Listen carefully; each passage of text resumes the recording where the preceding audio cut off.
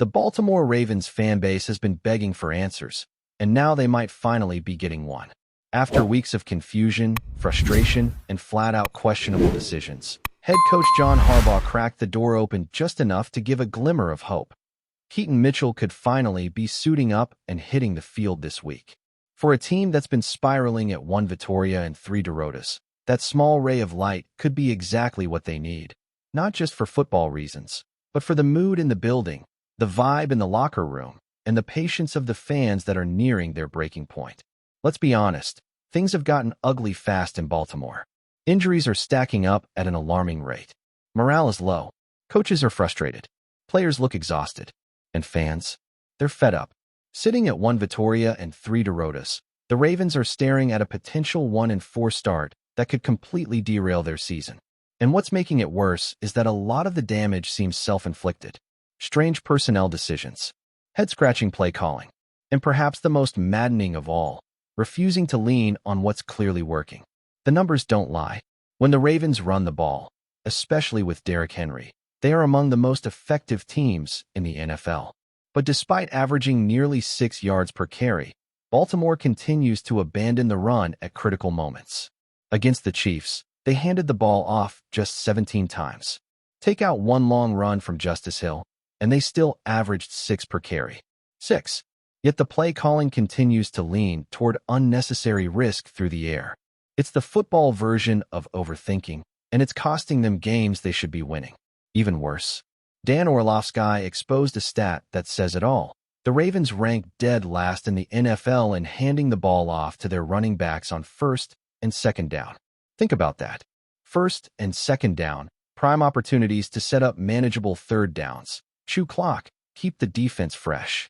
And instead, they're going against the grain. But here's the kicker. When they do run it on those downs, they rank 2nd in the league in yards per carry. So it's not that the scheme isn't working. It's that they're not even trying it consistently. That's not just poor strategy. That's malpractice. Now, with Lamar Jackson likely out again and Cooper Rush expected to start, the Ravens have even more reason to simplify. You don't have the luxury of Lamar's improvisation, his off-script magic, or his ability to extend plays. That means you need structure. You need balance. You need to control the clock. And that starts with running the ball, and doing it a lot. Todd Monken even acknowledged it in his press conference. He knows it. The fans know it. The players know it. So what's the holdup? If there was ever a time to finally unleash the full potential of this run game, it's now. And that brings us to Keaton Mitchell. The young back has been criminally underused, sitting for 4 straight weeks while the Ravens continued to struggle with rhythm, explosiveness, and identity. Mitchell showed in the preseason that he has burst. He has vision. He brings a different gear to the backfield, something that neither Derrick Henry nor Justice Hill provides. And the possibility of pairing Mitchell with Henry? That's a 1-2 punch that could keep defenses completely off balance. Imagine the possibilities. Henry in the backfield, Mitchell in motion. Defenses have to honor Henry's power and Mitchell's speed. Use Henry to wear teams down between the tackles. Then hit them with Mitchell's shiftiness on the edge. Or line them up together and create chaos. Let Henry play fullback. Use Mitchell as a decoy. There's creativity to be explored here, but only if the Ravens are willing to commit. And make no mistake, the situation is urgent. The Ravens don't just need a win this week. They need an identity. They need to show their fans, their players, and themselves that they can adjust when things aren't working. That they're not going to let another season slip away because they refuse to evolve. The AFC is not going to wait around. There are too many good teams, too many loaded rosters, and not enough weeks left to figure it out later. The time is now. But what's adding insult to injury, literally, is the massive list of players unavailable. More than 20% of the Ravens roster has appeared on the injury report this season. That includes Lamar Jackson, Marlon Humphrey, Kyle Hamilton, Ronnie Stanley, and Roquan Smith. These aren't fringe depth guys. These are the leaders of the locker room, the pro bowlers, the ones the rest of the team is supposed to rally around. And every week, it's the same thing. Limited practice, did not practice, downgraded. At some point, you start to wonder if there's something deeper going on behind the scenes. Is it strength and conditioning? Is it rehab protocols? Is it just bad luck? Whatever it is, it's becoming a defining trait of this Ravens team year after year. And now, With so many guys out or playing at less than 100%, the Ravens are once again looking to their young players, their backups, and most importantly, their coaching staff, to find answers. This Sunday against the Texans, it has to be different. There's no way around it. The game plan should be clear. Protect Cooper Rush, lean on your run game, and play smart, situational football. You have Derrick Henry. You have Justice Hill. And hopefully, finally, you'll have Keaton Mitchell. Use them. Run the ball, control the clock, take the pressure off your depleted defense, and give yourself a chance to win. Because if the Ravens lose this one, if they fall to 1 Vittoria and 4 derrotas, you can kiss the playoffs goodbye. That might sound dramatic, but look at the math. Look at the schedule. And more importantly, look at the way this team is trending. Bad vibes, bad luck, and bad decisions are a recipe for a disaster season. But there's still time, barely. And it starts with the simplest of football truths. Run the ball. Do it often. Do it with purpose. And maybe, just maybe, start to dig yourselves out of this hole. What makes this situation even more frustrating for Ravens fans is that this isn't new. We've seen this before. Baltimore getting away from what it does best, overcomplicating game plans, and ultimately letting wins slip through their fingers because of avoidable mistakes. And now, with the season already teetering on the edge, it feels like we're watching the same movie again. The difference is that this time, the injuries are worse, the margin for error is thinner, and the fan base is more vocal than ever about their frustrations. They're not just upset about losing. They're upset about how the team is losing. Look at the defense. This unit was supposed to be the backbone of the team, and instead, they've been inconsistent, underwhelming, and at times completely lost. Yes, injuries have hit hard here too, no question. But when you watch the lack of communication, the blown coverages, and the inability to get off the field on 3rd down, it doesn't just come down to missing players. It comes down to coaching. And that's where Zach has found himself under the microscope. His first 2 seasons as defensive coordinator haven't inspired much confidence. And this year, things are unraveling even faster. The Ravens aren't generating consistent pressure, the secondary looks confused, and the tackling, don't even get started on the tackling. Then there's the sideline demeanor. Body language matters, especially when you're dealing with adversity. And right now, from John Harbaugh down to the players, this team looks mentally drained. There's no spark, no sense of urgency. The energy feels flat, and fans are noticing. When the head coach seems as down and confused as everyone else, that sets the tone, and not in a good way. Of course, the list of injuries plays a huge part in that deflation.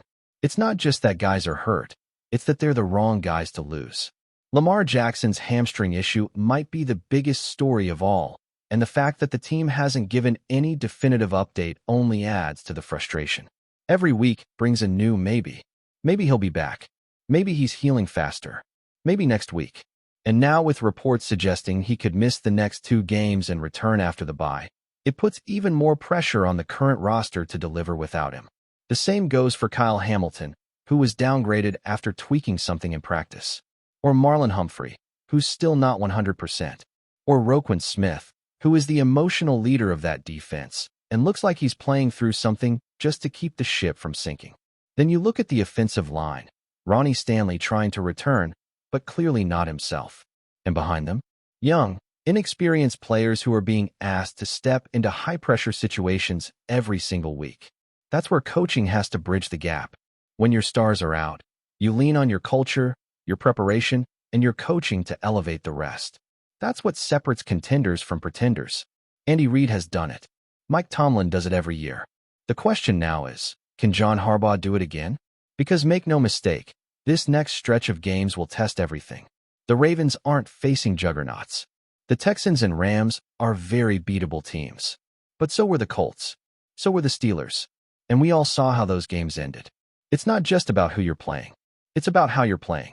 And right now, the Ravens are playing hesitant, disorganized, and unbalanced football. That has to change immediately. And with Cooper Rush expected to start, the offense has to be tailored to what he can do, not what he isn't. He's not Lamar Jackson, everyone knows that. But he doesn't need to be. Cooper can run a functional offense if the game plan is smart and realistic. That means protecting him with the run game, simplifying reads, and letting the skill players take over. Mark Andrews, Zay Flowers, Rashad Bateman, they're all healthy. That's a solid group. Add in a steady ground game with Derrick Henry and potentially Keaton Mitchell, and there's a blueprint here. But it only works if the Ravens commit to it. No more getting cute on third and short. No more abandoning the run when it's working. Just play football the right way. And look, the Texans' defense isn't unbeatable. They're giving up over 4 yards per carry on the ground. That's middle of the pack. Where they've been impressive is against the pass, especially in the red zone. They don't allow a lot of points. Only 51 through 4 weeks, the best in the league. But that doesn't mean they can't be worn down. What beats a top 5 pass defense? A run game that forces them to bring an extra guy into the box. A run game that controls the tempo and makes them play on their heels. The Ravens can do that. But again, it comes down to whether they will. It also comes down to trust. Trust in your game plan. Trust in your playmakers. And most of all, trust in the identity of your football team. The Ravens have always been at their best when they lean into their physicality, their toughness, and their ability to dominate the line of scrimmage. That's who they are.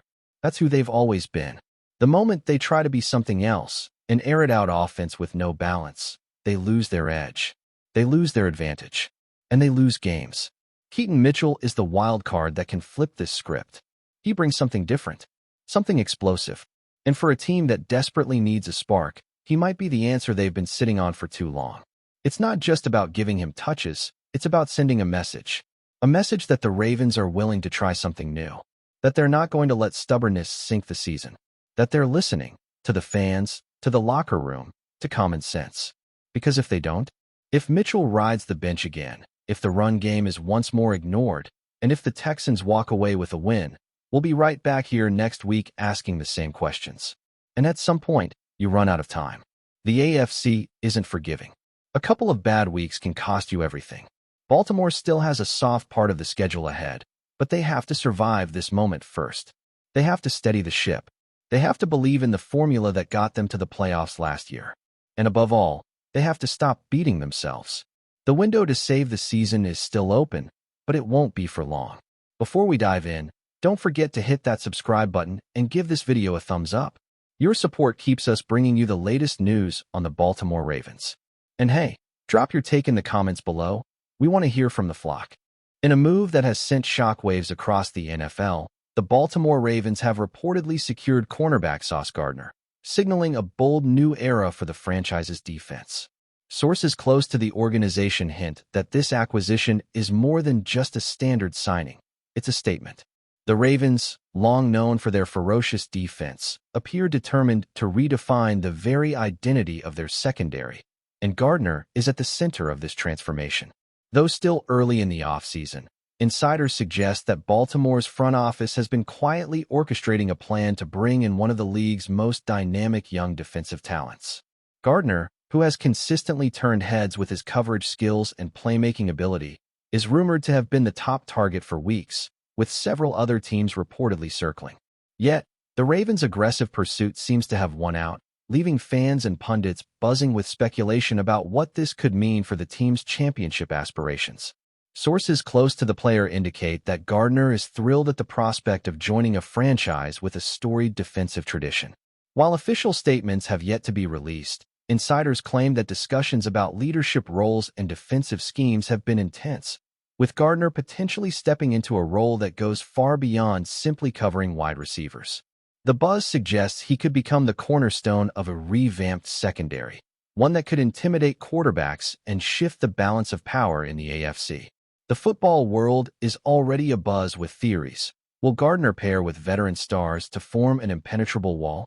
Could this signing signal a broader defensive overhaul by the Ravens coaching staff? While nothing is confirmed, the chatter in sports circles is impossible to ignore. Analysts are speculating about a ripple effect, with other teams potentially re-evaluating their defensive strategies in response to Baltimore's latest move. One thing seems certain: the Ravens are sending a message. By reportedly landing Sauce Gardner, they are not only aiming to bolster their defense, but also to make a statement to the rest of the league. Baltimore is serious about dominating on both sides of the ball, and they are willing to make headline-grabbing moves to do it. The rumor mill is running wild, and fans are left imagining the electrifying possibilities of a Ravens defense led by one of the NFL's most talked-about young stars. That's it for this update. If you enjoyed the video and want to stay in the loop with exclusive news on our Baltimore Ravens, make sure to subscribe and hit that like button. We'd love to hear what the flock thinks. Drop your thoughts in the comments. See you in the next one.